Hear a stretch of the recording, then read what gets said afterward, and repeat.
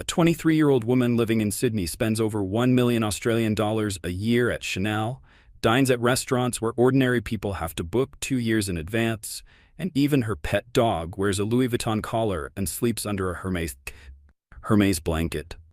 She is Yan Lanlan, rumored to be the second princess of the Xi family.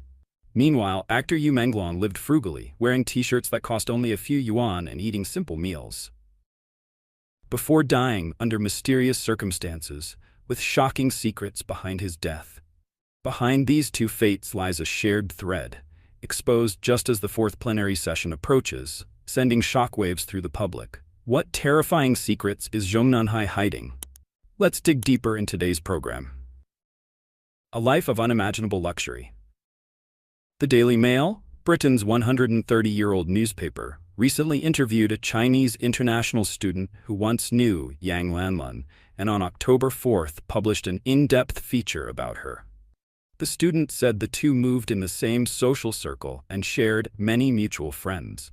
According to the report, Yang Lanlan has been living in Australia since 2021, officially enrolled in a business course at the University of Sydney, but in reality, never attended classes. Her English is said to be very poor, and she socializes almost exclusively within the Chinese community. As for why her social media accounts are no longer traceable, insiders explained.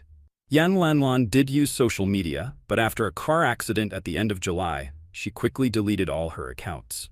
On Instagram, she used the English name Cynthia, and nearly all of her posts were about her frenzied shopping sprees. Among luxury brands, Yang was especially obsessed with Chanel, Hermes, and Louis Vuitton. From time to time, she would shop directly at flagship stores, and on one occasion, even booked out an entire boutique for herself. Before Christmas last year, Chanel held an ultra-private event at the Sydney Opera House, a performance of The Nutcracker exclusively for VVIPs, very important persons, and a handful of celebrities. The guest list that night included Hollywood actor Liam Hemsworth and his girlfriend Gabriella Brooks, Australian actresses Layla George and Phoebe Tonkin, and 23-year-old Yang Lanlan. The atmosphere was both opulent and exclusive. At just 23, Yang was seated among Hollywood stars and Australia's wealthy elite. Reportedly, to become a VVIP at Chanel, one must spend at least odd 1 million a year, and that's not even counting Hermes or Louis Vuitton. The article also noted that on October 1st, when Yang reported to the Rose Bay police station, she was wearing a purple Chanel blazer worth $16,000. 6 weeks earlier, at her first appearance, she wore a classic Chanel jacket worth $18,000, paired with a $3,000 hat, $1,500 Chanel Camellia pumps, and $750 Miu Miu sunglasses. During a lunch with friends at a harborside restaurant, she was seen wearing a $4,326 Louis Vuitton jacket, $3,000 Louis Vuitton cargo pants, $2,600 Hermes ankle boots, and a 1,220 Han iconic cap. Her love of luxury extended even to her pets. Her Shiba Inu, named Wangzai, wore a Celine collar worth $990s, had a Louis Vuitton pillow and a Hermes blanket. One acquaintance joked, "That dog probably owns more designer stuff than I do. Its life is better than any driver's." The dog itself was estimated to cost around AD 5,000 to 6,500 as a puppy. On Instagram, Lanlan often posted photos taken at Sydney's most luxurious restaurants, all of which have 2 hats in the 2025 Good Food Guide. She reportedly dined there almost every day, from the Italian restaurant Lumi Dining in Piermont to Alta, a Korean fine dining venue in the city center, and Yoshi's Omakase, a famous Japanese restaurant inside the Crown Sydney Hotel.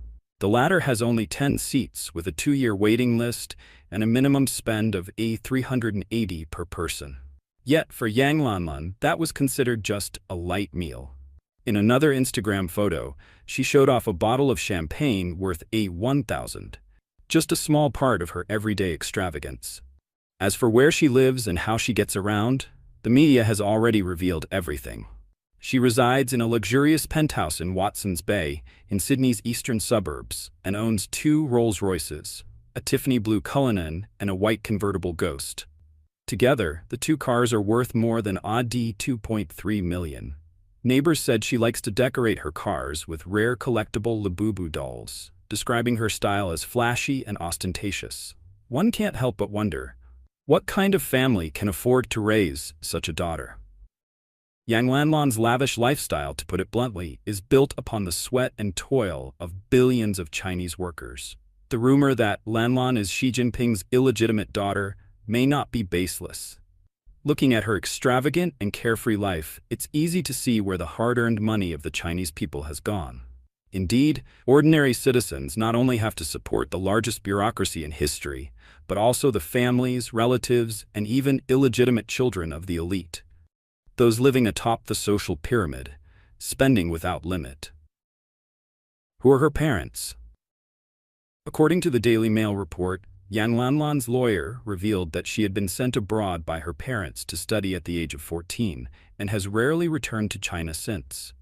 Now 23, that means she left around 2016. In 2016, China underwent a major event, the reform of the renminbi exchange rate, which triggered a massive wave of capital outflow. It was the era when conglomerates like Wanda and Anbang went on frenzied buying sprees abroad, using high leverage to acquire hotels, insurance shares, real estate, and more. In essence, it was a way for China's elite to convert yuan into overseas assets. This happened just before the 19th Party Congress, and could be seen as a vote with their feet by the country's ruling class. Amid this turbulent backdrop, Yang Lanlan, only 14 at the time, was sent abroad.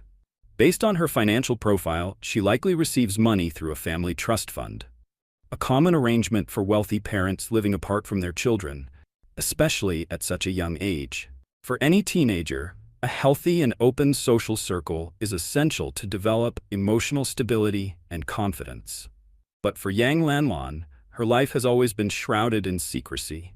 A person close to her told the Daily Mail that she has remained in Australia since 2021. Her lawyer also said she rarely goes out and suffers from serious mental health issues. While such claims could be a legal strategy to reduce liability, given her isolated lifestyle, they may not be unfounded. Living in the shadows for so long, how could a young woman like her remain mentally healthy? Taken together, even without direct evidence, it's highly likely that Yang Lanlan comes from one of China's most powerful families. The level of secrecy surrounding her goes far beyond what ordinary rich heirs require. Moreover, she has personal bodyguards, a privilege even ministerial families in China don't enjoy unless they belong to the very top echelon. Normal wealthy families simply don't need such extreme protection. With these clues combined, it's not hard to infer which class she belongs to. On October 17th, Yang Lanlan will appear in court again, this time in person. Previously, she joined hearings via video link, represented only by her lawyer to avoid public exposure. Although photography is banned, the public may attend the trial. Those in Sydney could consider observing the hearing to help ensure transparency. In court, Yang Lanlan will have to remove her mask, revealing her face. Even if cameras aren't allowed, a courtroom sketch will likely emerge, making the speculation about her elite lineage all the more credible. Yu Menglong, a life in stark contrast. In complete contrast to Yang Lanlan, Yu Menglong was not so fortunate. Although he was a star with over 20 million fans, his end was worse than that of a poor farmer who toils all year in the fields. During live streams, when fans asked what he had eaten that day, he once replied, "I ate 3 tomatoes." When someone asked why he was so thin, he said, "Because I can't afford to eat."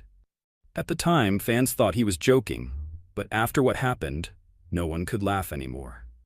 His salary was withheld by malicious people, and he was completely controlled, stripped of his freedom.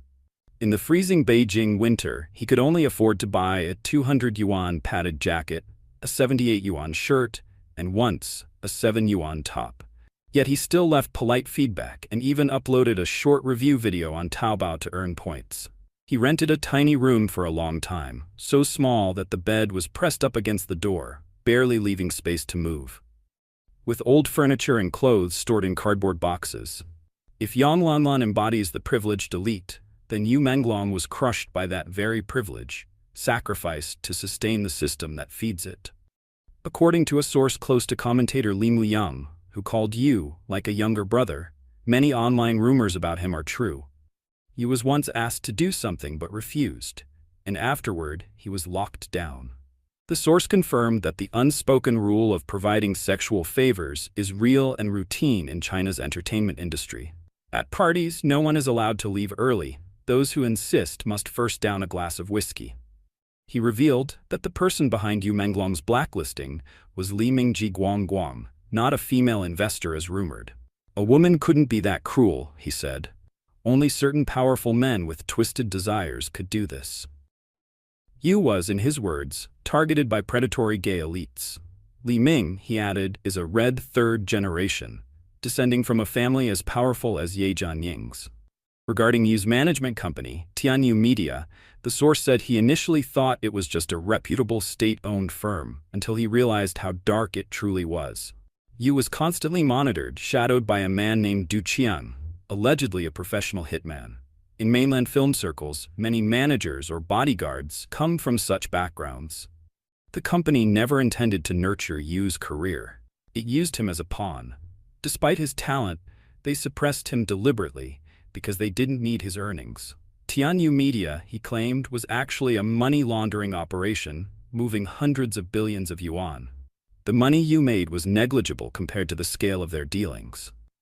Yu rose to fame through Eternal Love, 10 Miles of Peach Blossoms, but was soon disciplined and sidelined. When he refused to compromise, Tianyu bound him with a restrictive contract, forbidding him from taking roles or public appearances. The company, famous for grooming young idols, is the only state-owned entertainment agency in China. Its goal wasn't to make artists successful. It was to control who is allowed to be famous. Those who obey are promoted. Those who resist are discarded, treated worse than dogs. Even the obedient end up abandoned when they're no longer useful. Once targeted, there's no way out. The source added that mainland entertainment is dominated by powerful gay men, and Yu, who had no backing, was an easy victim. He once tried to terminate his contract, and actress Yang Mi even wanted to sign him to her company, but the termination fee was 2 billion yuan, a sum neither could afford. Now you can see just how terrifying the power of China's red second and third generations truly is. Xi Jinping hit with 2 major blows ahead of the 4th plenum. Some analysts believe that the scandals involving Yang Lanlan and Yu Menglong, erupting just before the CCP's 4th plenary session, are not merely sensational stories of a spoiled heiress or a fallen young star. They may be tied to internal power struggles and the elite's capital flight overseas. In the tense lead-up to the plenum, any revelation about the families of top officials could easily become a weapon in political infighting. The sudden exposure of the mysterious heiress, Yang Lanlan, including reports that she used a celebrity's name to register a shell company trading in weapons, clearly suggests that someone is leaking information, someone is sending a warning. At the same time, rumors are spreading in Beijing that Xi Jinping may give up his post as chairman of the Central Military Commission during the 4th plenum. Talk of military purges and a restructuring of top power has resurfaced. As public attention shifts from the extravagance of Yang Lanlan and the suspicious death of Yu Menglong toward high-level CCP politics, a new revelation from a former Chinese military officer has shocked observers even more. Yao Cheng, a former lieutenant colonel in China's Navy now living in the U.S., said in an October 4th video that the upcoming plenum will mark a turning point in Xi Jinping's rule. He may be forced to step down as CMC chairman, ending his 13-year hold over the party, state, and military. Yao noted that the military has recently undergone a sweeping purge. Senior leaders from the Rocket Force, Armed Police, Logistics Department, and Political Work Department have all been dismissed, suggesting Xi has lost control of the army. He also pointed out that official documents no longer bear the name of the CMC General Office, implying the director's post is vacant and the system is nearly paralyzed. According to Yao, the focus of the plenum won't be the economy, but whether Xi will be ousted. With growing discontent inside the military, Xi could be forced to surrender his military post. He no longer controls the army. He wants to hold on, but he can't. Still, Xi reportedly hopes to keep his titles as General Secretary and President. Yao said the real struggle lies between Xi's loyalists within the Central Committee and powerful factions in the military. CMC Vice Chairman Zhang Yuxia is believed to represent the army's stance, and has reached a consensus with anti-Xi forces and senior party elders to let Xi step down gracefully to prevent chaos. Yao predicted that after the fourth plenum, the CCP will enter a 2-year transition period in which Xi's opponents will work to remove his allies, such as Cai Chi, head of the General Office, and Wang Xiaohong, Minister of Public Security, in preparation for a major leadership reshuffle at the 21st Party Congress in 2027. What do you think of these developments? Let us know in the comments below. Thank you for watching,